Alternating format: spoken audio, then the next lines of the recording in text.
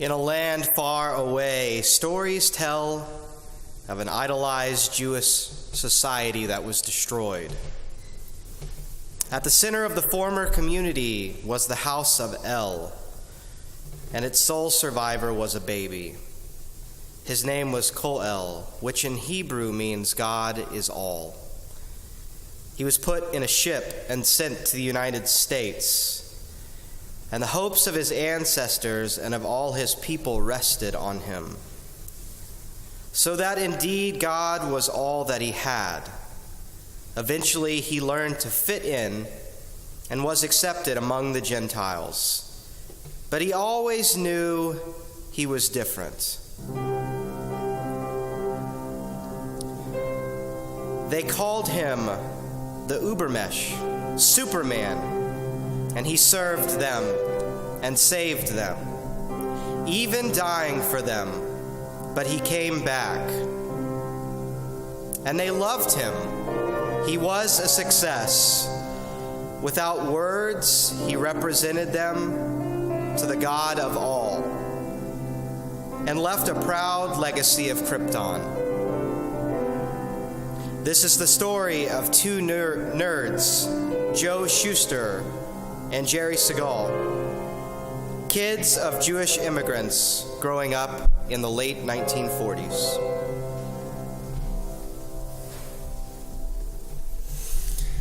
Turn in your Bibles to Revelation chapter 1. We're going to be talking about that this morning. In the meantime, I want to give you a brief introduction. So I think I know all of you out there. In case I missed someone, my name is Ryan, and I am a massive nerd. And so we are going to be talking a little bit this morning about massive nerdery and about nerd culture. Because as a nerd, I love text. I love the Bible because I love text and because nerds are a textual people. Nerds love to quote you chapter and verse from their favorite myths. And that is what these things are. That's the right name for them. These elements of nerd culture that I'm going to be playing with today, they're myths. Superman is a myth for our time and culture. People say that Superman's boring, that Superman has no weaknesses. That's not true. Superman wants to be human. Do you ever feel like you're from another planet? Like you're just on a different wavelength from other people and there's a cross-cultural divide just between you and humanity? Then you understand Superman. Or perhaps more relatably, do you ever feel like your parents are from another planet? Like you're like, okay, I must be adopted. My real parents are out there, and they make sense. These people, they're like thinking about voting for Trump. I can't possibly. That's the story. That's the meaning within the story. And nerds love stories like these because they help us to deal with the world and to make sense of injustice. As a rule, nerds had rough childhoods. I did. I think that a lot of you did too. Nerds tend to be good at things that matter when you grow up. They're good at interdisciplinary things, language learning and Bible exegesis and trigonometry. But on the playground, the law of the jungle rules, and the people that are good at relating to other people and at being physically strong and attractive, they have an advantage. So often, we get picked on. And what we do in the meantime, because we're smart enough to realize that this won't last forever, so to get through that, what we do is we read. And we tell stories, and we write stories. Stories about alternate realities. Stories about a future. Stories that will remind us that it will all be better someday. You know, Ryan, I know that you don't really have many friends. I know that school is difficult for you here in the 4th grade. I know that nobody gets your jokes. It just doesn't make sense. You're a little bit awkward. But a day will come when you'll be the one qualified for jobs, and all of those people, they will be clamoring to work for you. It's a bit of a myth of redemptive violence, but it's my myth, and I'm going to be honest about it. Let's read together. Revelation chapter 1, I'm starting in verse 9. I know I said verse 10 in the bulletin, but I want 9 in there. I, John, your brother, who share with you in Jesus the persecution of the kingdom and the patient endurance, was on an island called Patmos because of the word of God and the testimony of Jesus.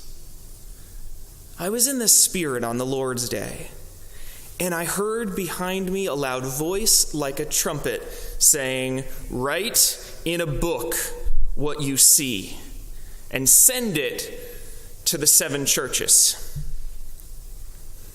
Then I turned to see whose voice it was that spoke to me, and on turning, I saw 7 golden lampstands.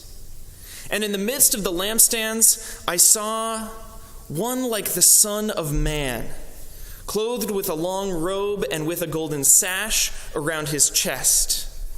His head and his hair were white as white wool, white as snow.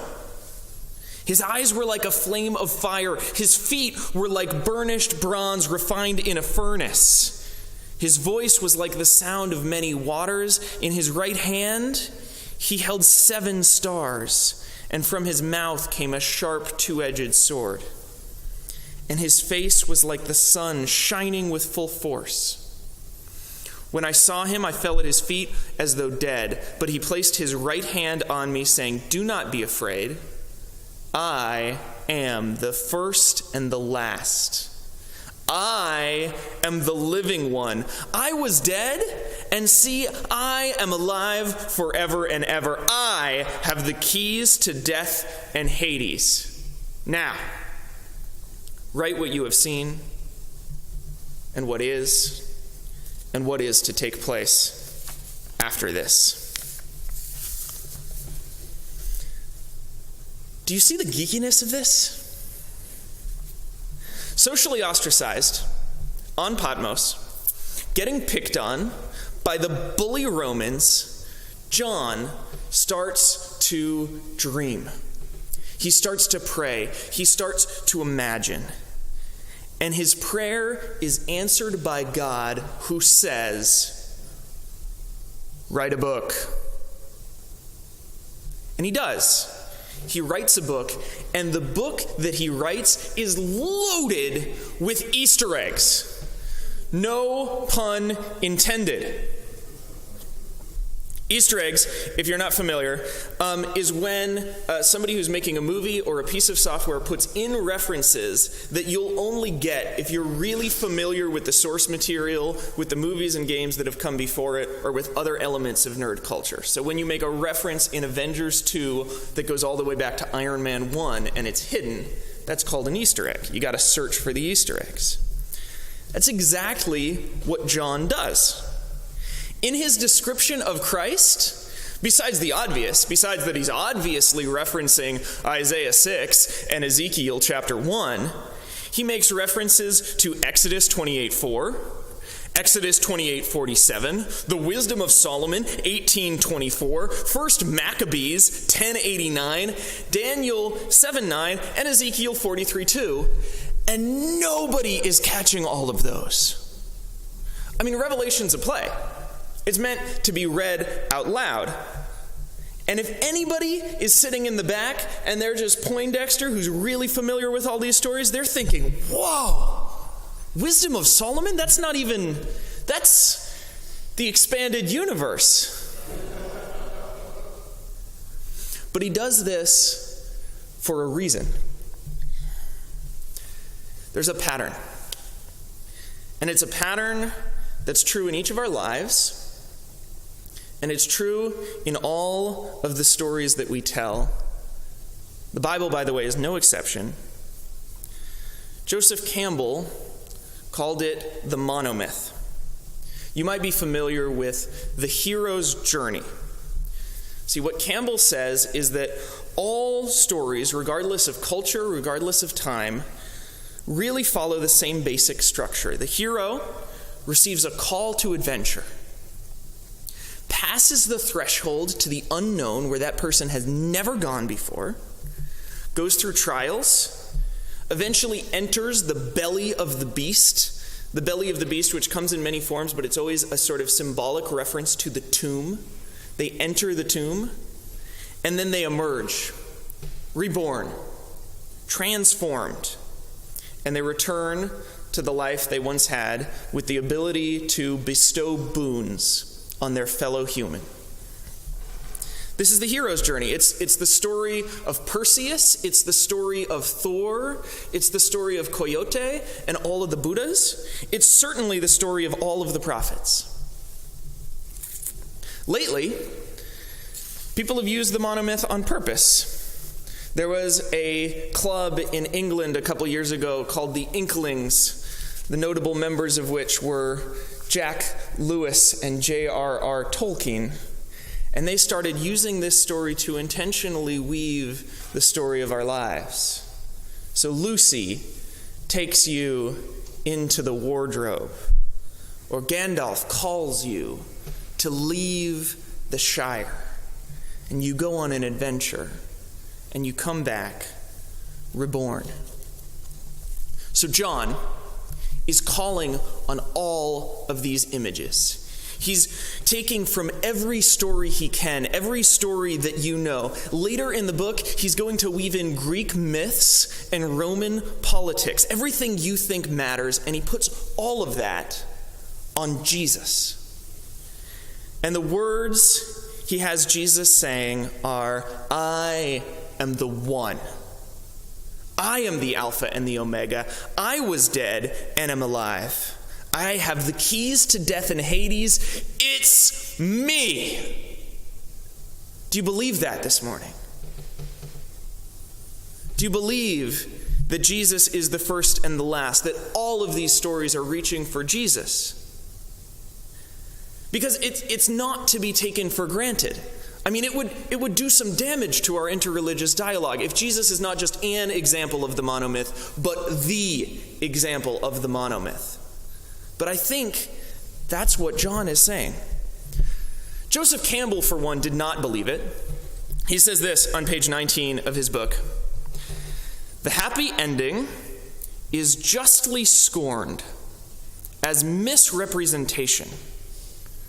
For the world as we know it, as we have seen it, yields but one ending: death, dismemberment, and the crucifixion of our heart with the passing of the forms we have loved.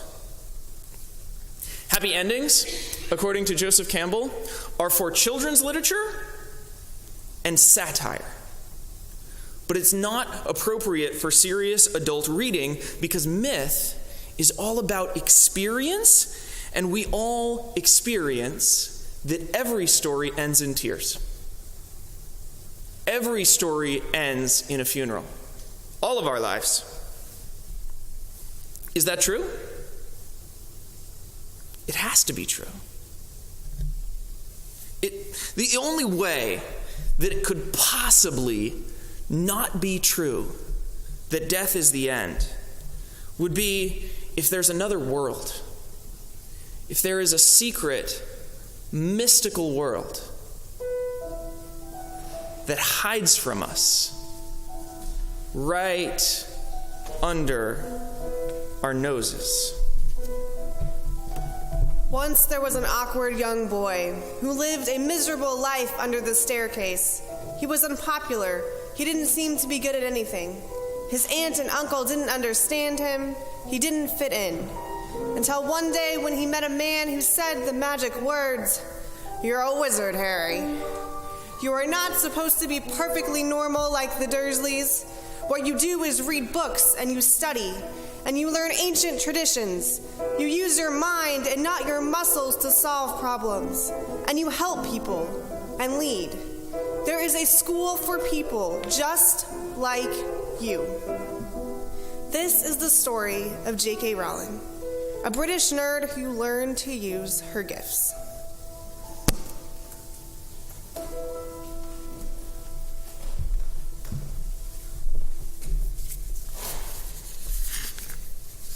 Welcome to Hogwarts.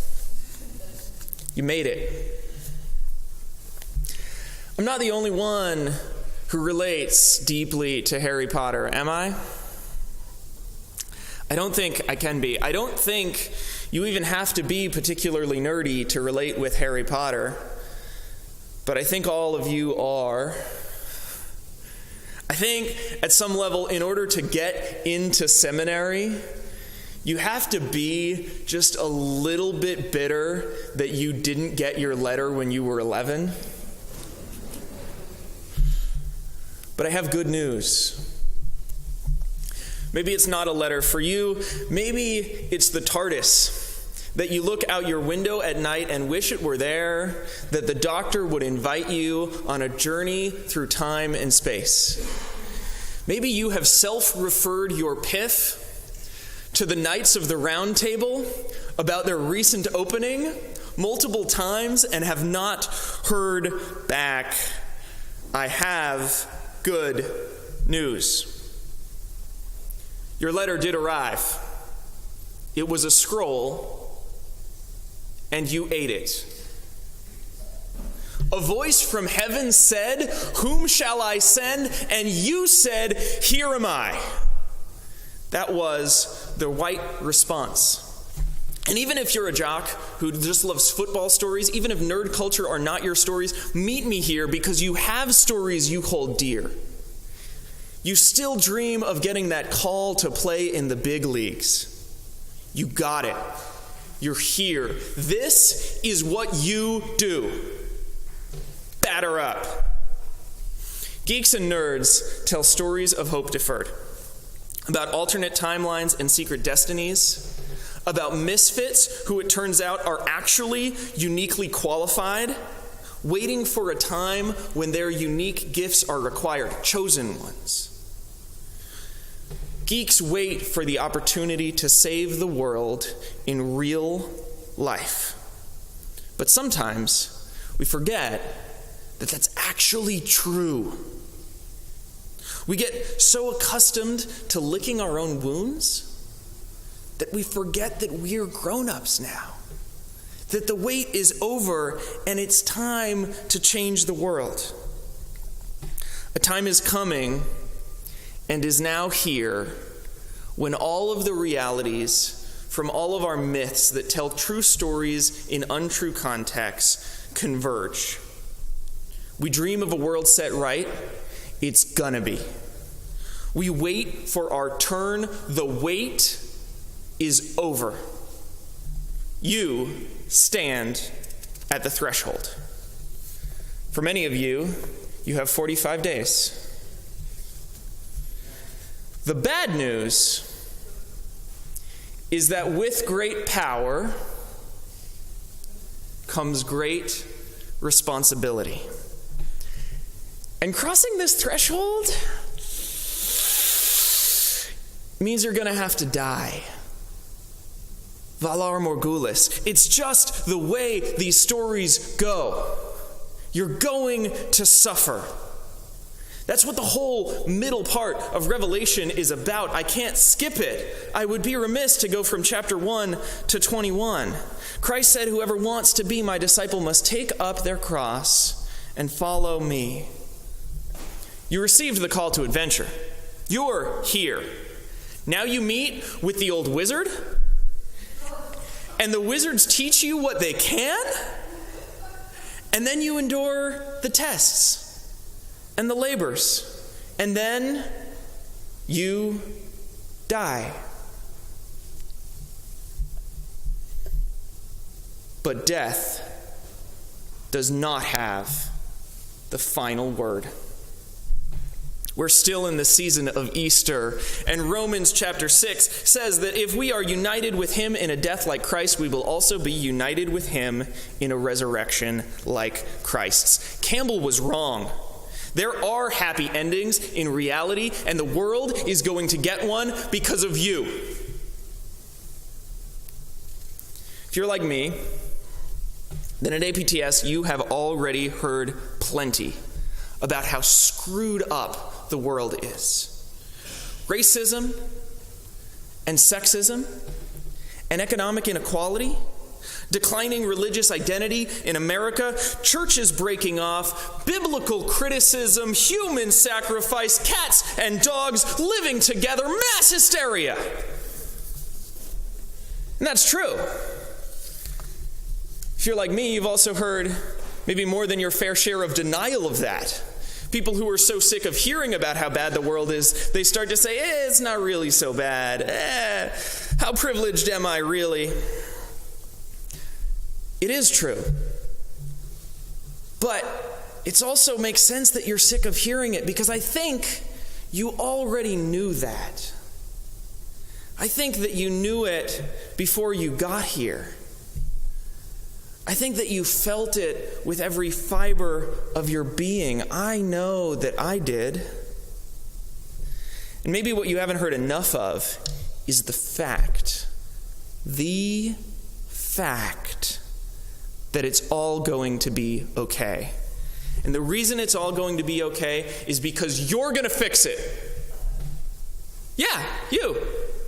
And the person sitting in front of you and behind you. You're going to fix it. You can't fail. It's already been decided. The last chapter has already been written. We read it responsively at the beginning of this service. So it's on you now. May the force be with you.